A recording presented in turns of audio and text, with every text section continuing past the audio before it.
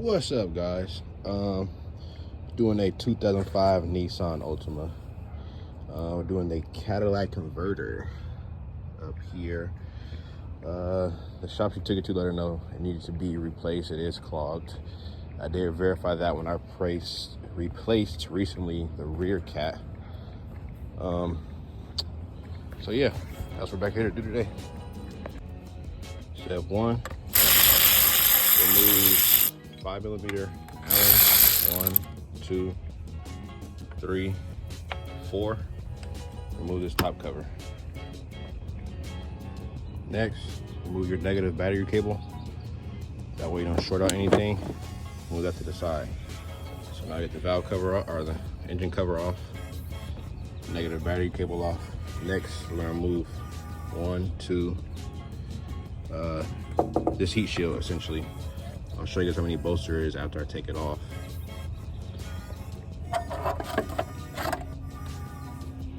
Heat shield is out. There's a 10 mil there, 10 mil there right up top. One here, and one here. Right out to the side.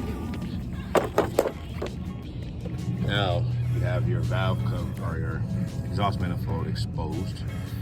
Take these upper bolts off. There's a total of, from what I can see, 1, 2,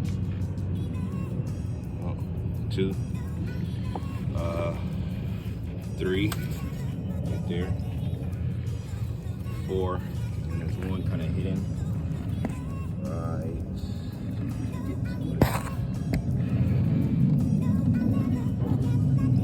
right in there, straight up,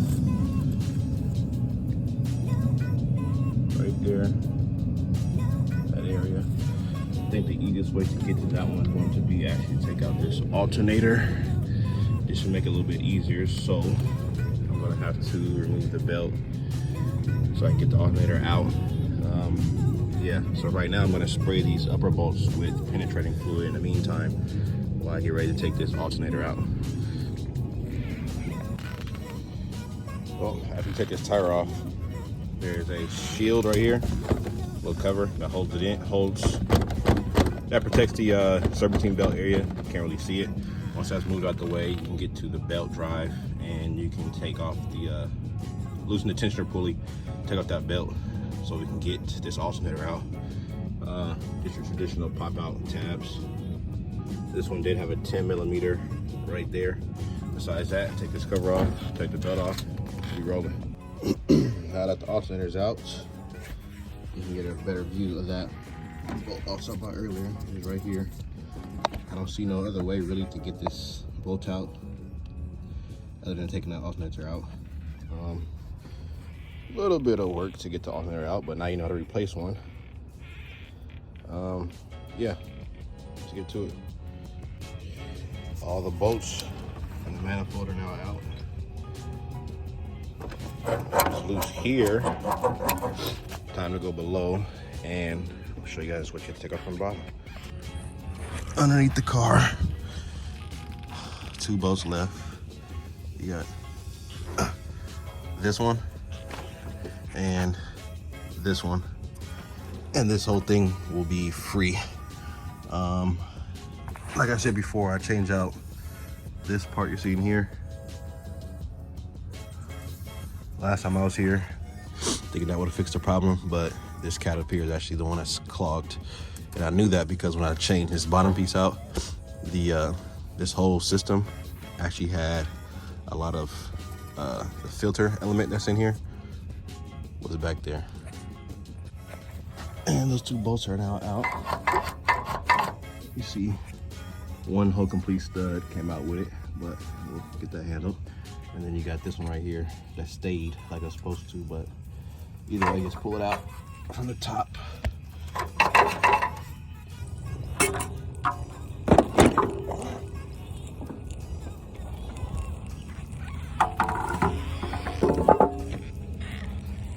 Look at all that filter element in there. Destroyed. Oh yeah, see that? Garbage. And this is what the front of the engine looks like with the manifold off. As you can see, residuals down there. I might have to take this off just to dump it out. We'll see though. Now just transferring off all the heat shield materials, keeping the bolts, so that way we can transfer this stuff over to the new one. Let's go. So compared to, this is the new one, your old one over there. As you see inside of here, you see that cartridge, that yellow filter, that was completely cooked in this one right there. You can see it's all ate up. That was causing restriction in the flow. The car couldn't breathe correctly. And this is kind of what it looks like when it's cooked like that. Yeah, just can't breathe. So I'm glad it did come with new hardware. Remember that stud was in this one stuck, or like it's supposed to, that don't come out. See this one. Old gasket off. New gasket installed. Getting ready to, as you see, already got O-ring, the O2 sensor ready to go. Heat shields on. Ready to drop this bad boy in.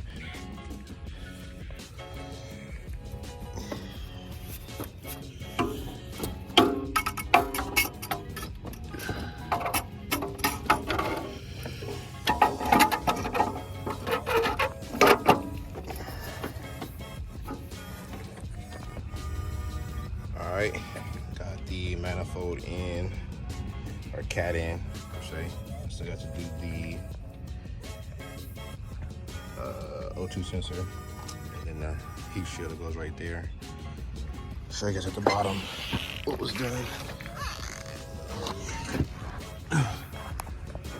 As you see, bolts in, heat shield on. Alternator in. Just go ahead and put the power supply, all the small fittings, belt on, and yeah, we're almost done with this one. The main job is actually done.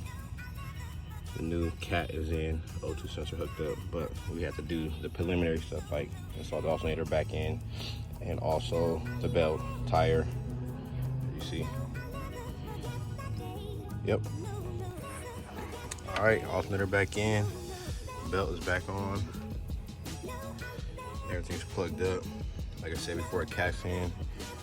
We just have to put the tire on, but when I start this bad boy up, make sure we got no exhaust leaks, connect this negative terminal, and see what it do.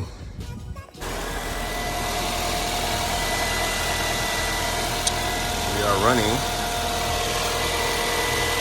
the gasket that is put on there is now heating up, gassing off, molding itself to the exhaust manifold we just put on, cat we just put on. Go underneath, make sure we ain't got nothing going on crazy.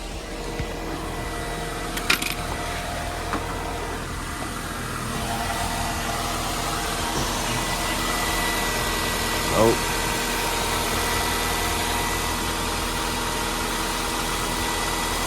Sounds a whole lot better.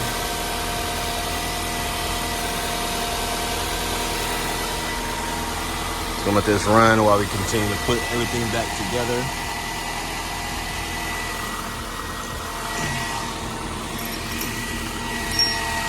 Yep. We're running.